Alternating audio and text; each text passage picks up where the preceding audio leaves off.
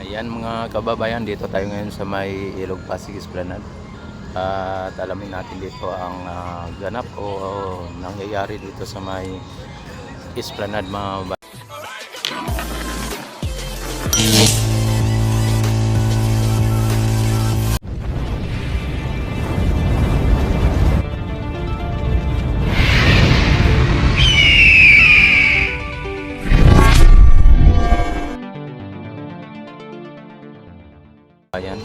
Ayan at so samahan nyo ako sa pag-update dito sa may Ilog Pasig Esplanade. Ayan at alamin natin dito kung ano na po ang ganap dito sa may Ilog Pasig Esplanade. Ayan at ang daming mga tao ano. Bukas na rin po ang mga ano dito, mga kiosk at ang mga namamasyal ay medyo marami-rami na rin. Ayan oh. Ayan dito sa may Ilog Pasig mga bayan ay talagang nakikita din natin na may mga konting basura pa na ano dito. At ang ano ngayon ay low tide ano. At ang tubig ay medyo malakas ang current niya papunta dito sa may Manila Bay.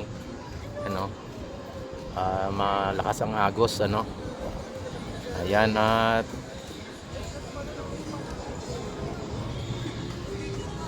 dito tayo pupunta sa may papuntang Peace 4 mga kabayan.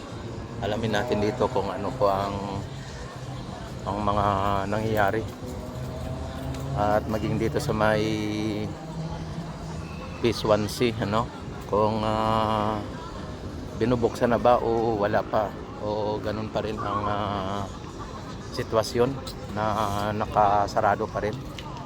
Ito po ang Binondo Intramuros Bridge mga kababayan ano. Ayan at ang placards niya nandun no. Yung kumbaga yung ano niya at nakalagay ay Philippines China Friendship Bridge Park ano, nakalagay park. Yan, kailan pa po ba naging park ang bridge mga kababayan?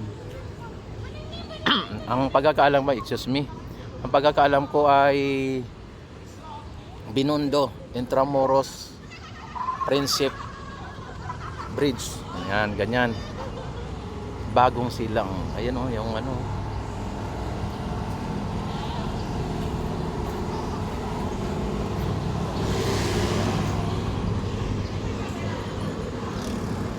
Yan, dapat ang ilalagay nila doon ay Philippines China Friendship Bridge. Hindi yung park ano na kinokorek lang po natin. Ito po ang Plaza Mexico. Sa ngayon sa oras nito ay ganito po ang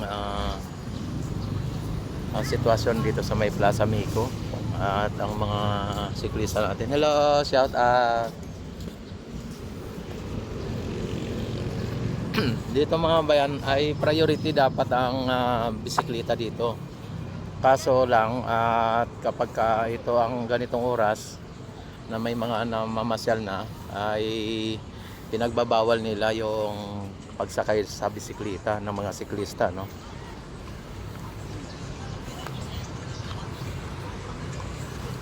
Ayan, diretso lang tayo dito sa may Peace 1C.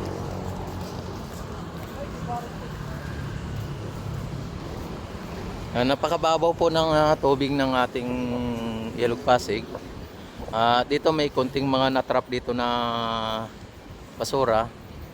Pero sa ngayon ay masabi natin na may mga basura pa rin na naanod ano.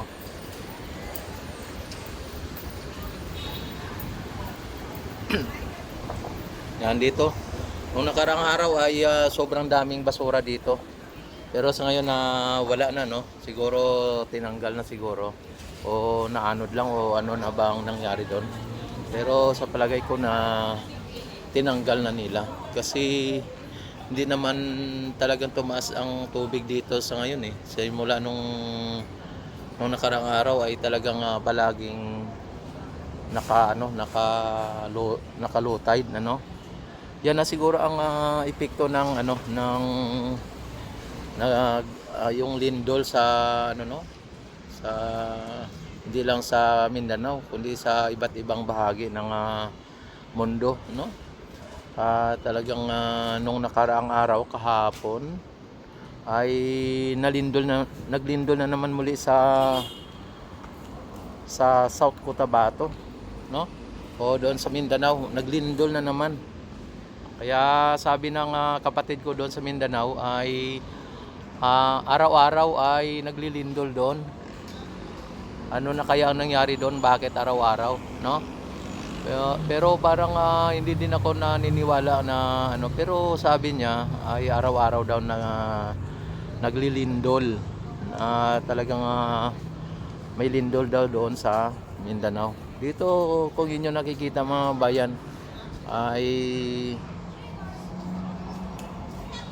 sarado pa rin po yung ating Phase 1C. Ayan. Dito tayo sa may taas. Yung mga bata nagbibisikleta. Ayan Yan sinisita sana sila ng guard kaso ay wala pa namang masyadong mga namamasyal ay pwede naman siguro yan. Yan ito ngayon ang sitwasyon sa may Binondo mga bayan no. At maging dito sa may Esplanade. Kahit na hindi na mainit ang sikat ng araw ay talagang wala pa gaanong namamasyal dito o konti pa lang. Hindi katulad nung nakaraan, talagang ganitong oras ay talagang halos mapupuno na dito.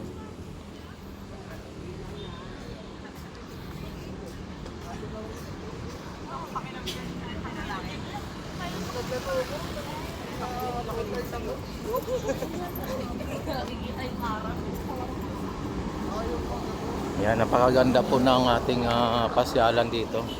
Kaso ay binabalahura lang po ng anti-esplanade ano. Kumbaga yung total sa proyekto ng pamahalaan o ng gobyerno ay talagang binabalahura.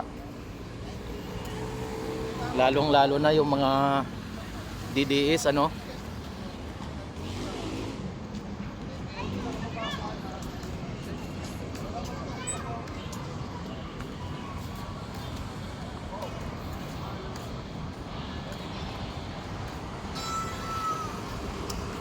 Ayan nandito na yung mga mga kabataan no. Nagbibisikleta.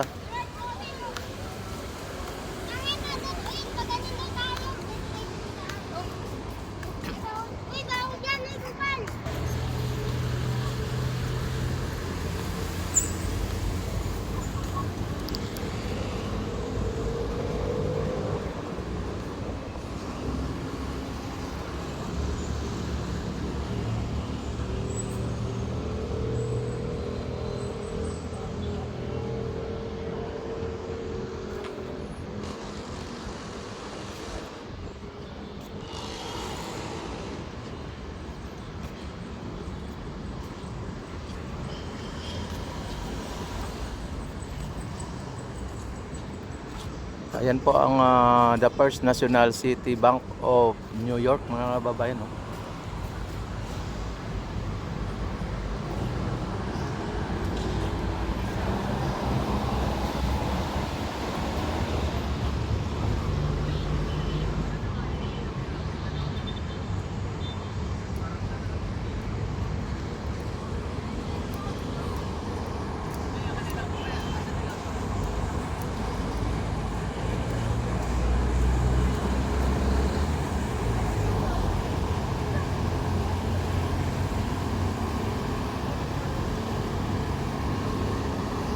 Bilis oh. Pero nakikita ko mga kababayan ano, yung Ilog Pasig ngayon ay hindi na katulad kahapon o nung nakarang araw na sobrang itim yung tubig. Sa ngayon ay mukhang malinaw na siya. Ano? Ayan oh. Medyo malinaw na ang tubig dito ngayon. Hindi na katulad nung nakaraang araw na pagkaduman yung katulad nun na malaking bangka ay talagang makita mo yung itim ng tubig. Ngayon ay napapansin ko mukhang medyo malinaw ng konti ngayon, no?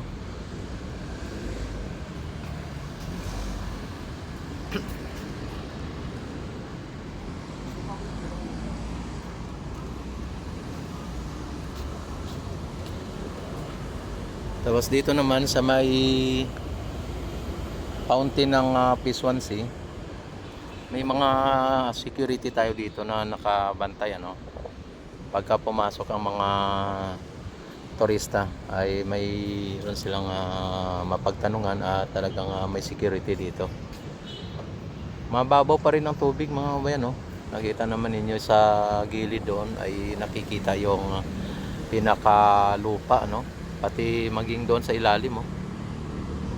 Yan. Dito tayo. Pasyal ko kayo dito sa Esplanade mga bayan hanggang papunta doon sa Phase 4. Dito naman, dito yung yung pinakaharap, ano. Yan.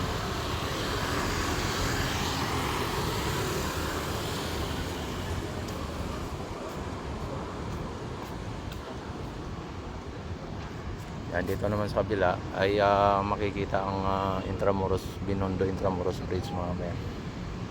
Ayan. At dito ay bababa tayo dito sa may hagdanan.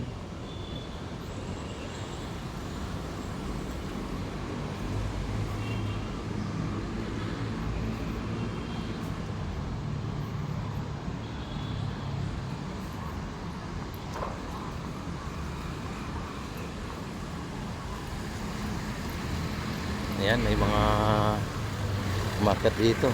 May mga dumating.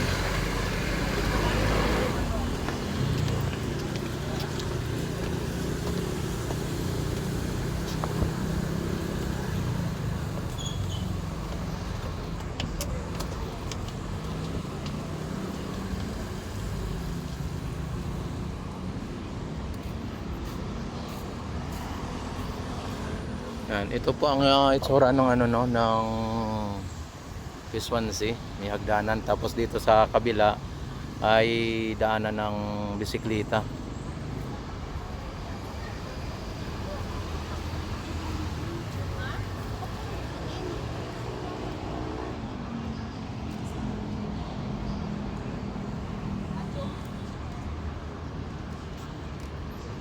Yan, diretso tayo dito sa may Phase 1A.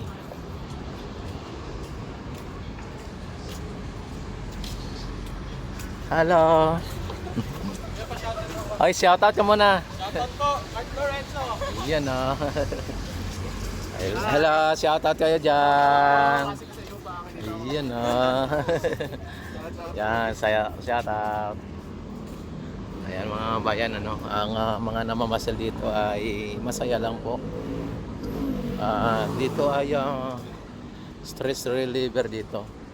Dahil po sa kapag kayo ay namasyal dito ay mawawala po yung problema nyo pansamantala, no? Kung kayo talaga ay nakakaranas ng mga stress.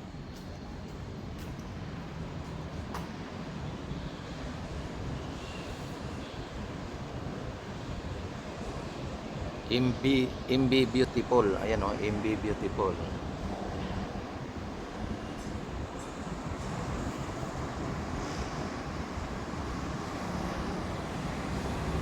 Ayan. At yan ang ang Escolta Ferry Station,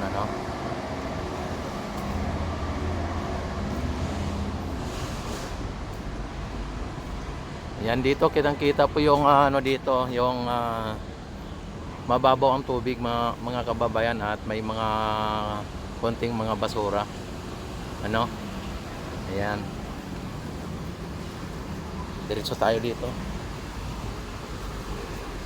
Dito nawala na po ng tubig, oh. Ano? Talagang may mga basura, no?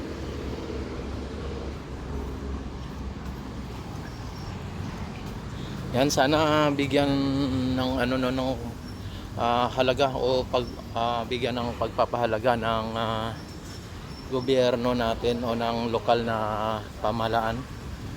At lalong-lalo na itong ano no, yung fountain na ito, dahil marami ng mga lumot, ang dumi na, kaya ganito na po ang kanyang sitwasyon.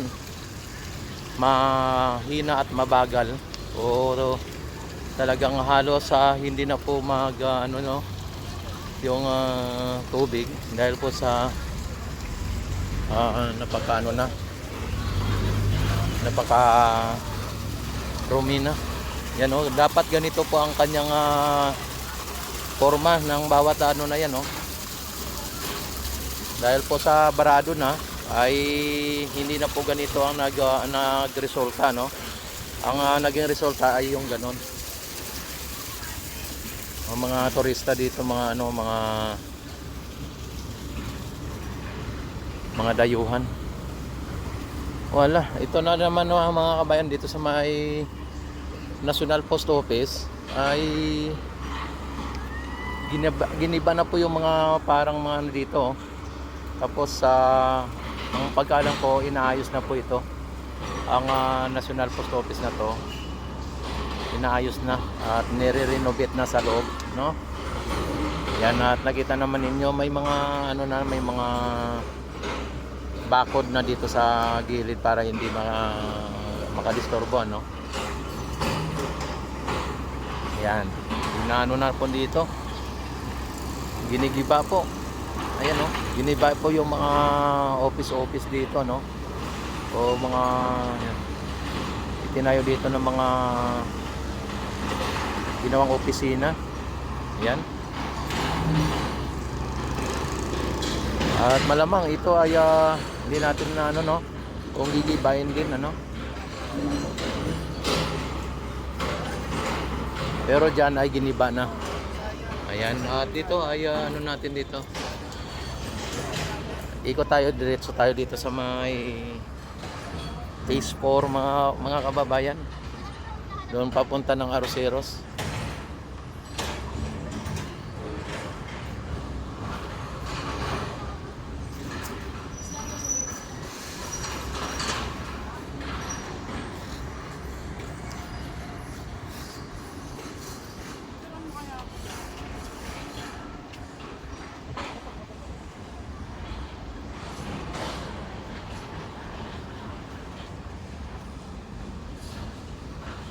Yan, at dito sa may ano naman, sa may phase 1A ay mas ano dito yung mga ano dito, yung fountain, ano.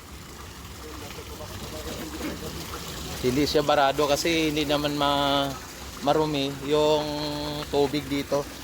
Ibig sabihin, hindi sa katulad nung doon sa kabila na talaga makita mo yung lumot. Ito hindi siya barado.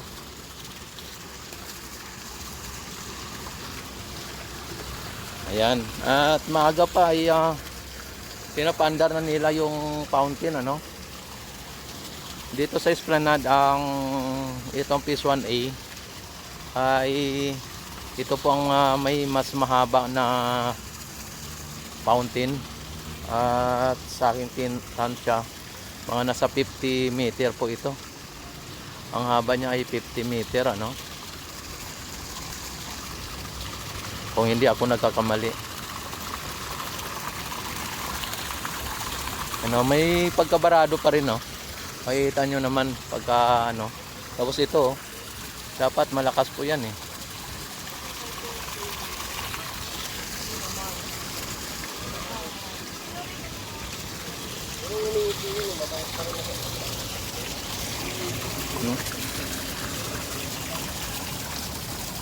Yan, at ayan, oh, mga 50 meter ang tansya ko dito.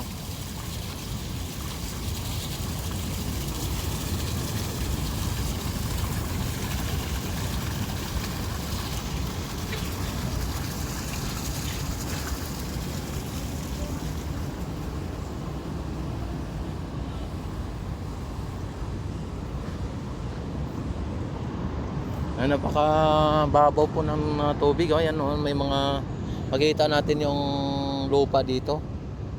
Dapat i-dredging na po ito, no? Para pakitanggalin lang yung mga basura. Okay na po yan. O yung mga burak na yan. Oh. Ang baba ng tubig, oh. I mean, mas mababasa kayo sa noon kapag high tide ay talagang hanggang dito, abot dito yung tubig sa may ilalim ng esplanade, ano. Ito ay bahagi na o parte na po ito ng phase 4, itong nakikita ninyo na to. Itong mga kiosk na to ay bahagi na po ito ng phase 4. At mukhang sarado pa po ang mga pwesto dito.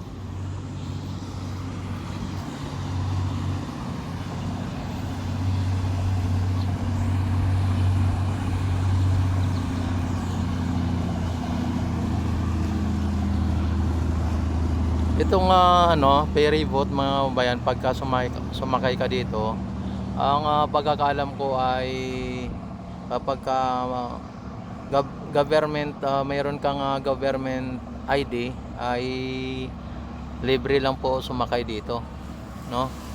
At hindi ka naman pasasakayin kapag wala kang ID, na valid ID ang kailangan o hinahanap dito, mga valid ID.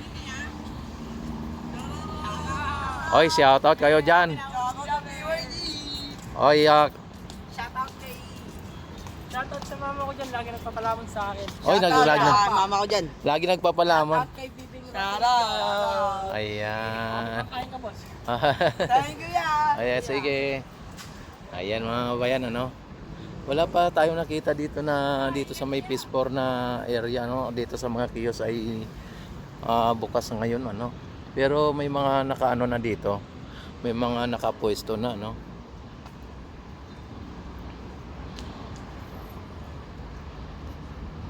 Yan, itong ano na to, yung potato triangle, ang ganda, ang ano nito, ang sarap nito. At nakabili na ako niyan, nakatikim na ako, ang sarap.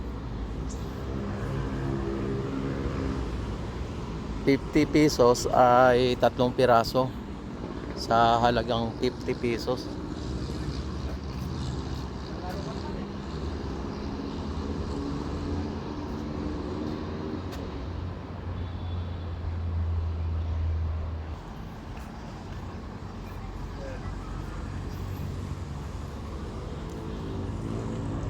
Dito naman sa may MacArthur Bridge, mga kababayan, ay nakakapanghinayang po yung ano dito, yung LED advertising light, ano. Ayang LED na yan, no. Nakakapanghinayang. Yan, diretso po tayo dito sa may kabila, no.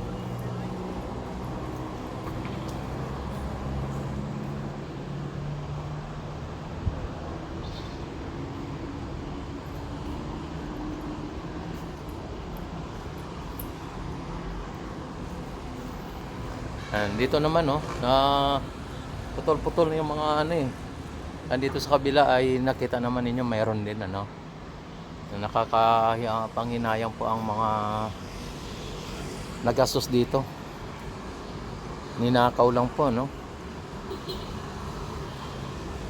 Yan po ay isa sa mga plano ng ating government na gawin dito sa may Ilog Pasig, ano, yung mga park na katulad niyan.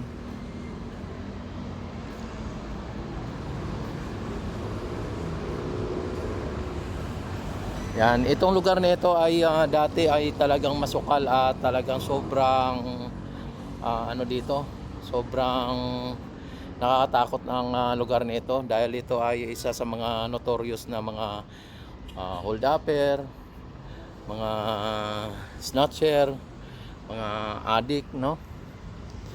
Talagang grabe ang lugar nito dati. Napakasukal at talagang napakarumi. Pero sa ngayon ay na-transform sa ganitong world class na pasyalan, ano. Sa ngayon ay wala pang nakaano dito. Wala pang nakabukas na tindahan dito, pero may mga na dito, may nagmamay-ari na, kumbaga may naka na dito na sila nang mag-okupa o sila na ang magtitinda.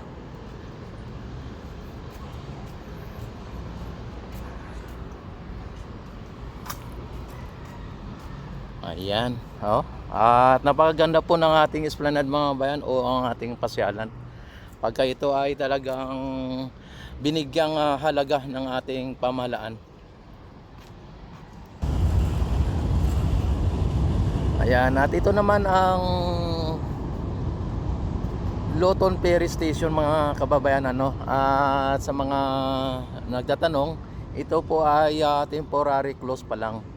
Hindi naman po ito tuluyang sasara kasi dahil po sa inaayos lang po itong esplanade at hindi pa po nila gawa na ayusin pa tong pinakapantalan, ano, o ano ng ferry station, ano. Ayan, at ang kaharap naman niya ay ang Quinta Market. At sa ngayon nakita naman ninyo ay ready to ano na rin po ito. Inayos na rin po yung station dito.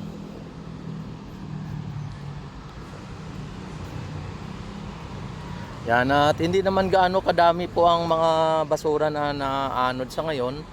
At mukhang na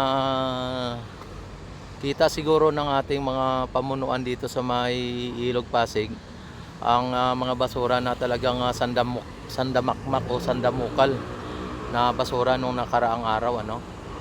At dito naman sa may tawag nito, sa may Quezon Bridge, mga kababayan, ang isa sa mga pinaka matibay at iconic bridge, ano. Itong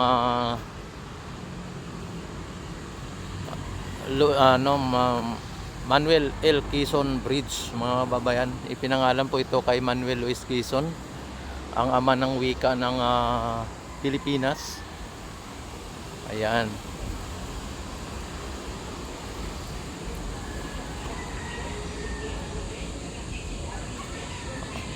Sir. Ayan, shout out, sir. Ayan, at dito naman sa may sa ilalim ng Quezon Bridge, ng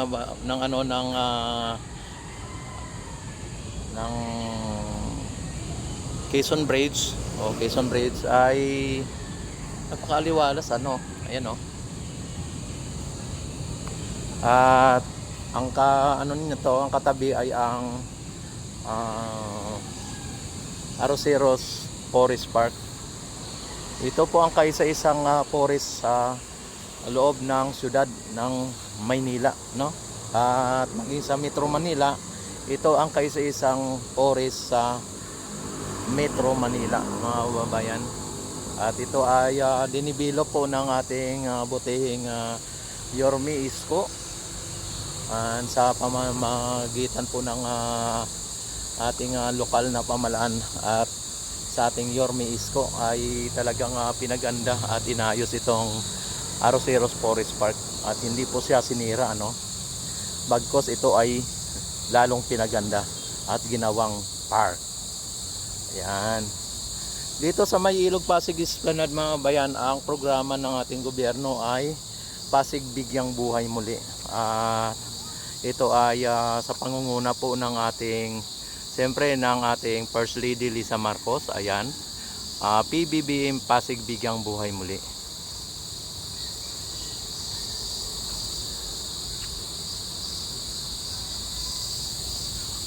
At hanggang dito yung mga bayan, no, yung ginawa pa lang na esplanade. Talagang Ang plano talaga ng Esplanade ay hanggang aabot sa Laguna de Bay. Ayan, napakaganda po ng ating Pilipinas kung ito ay talagang pamumunuan lang po ng mga matitino at hindi korap na mga leader o politiko. At maraming salamat sa inyong walang sawang pagsuporta at panonood sa aking YouTube channel. Don't forget, like and subscribe at i-click ang notification bell, i-select ang all para ma-notify agad kayo tuwing ako'y mag-live, mag-upload ng mga videos. Ayan, maraming salamat and God bless po sa inyong lahat. Mabuhay ang Pilipino sa mansulok ng mundo. Mabuhay ang bagong Pilipinas.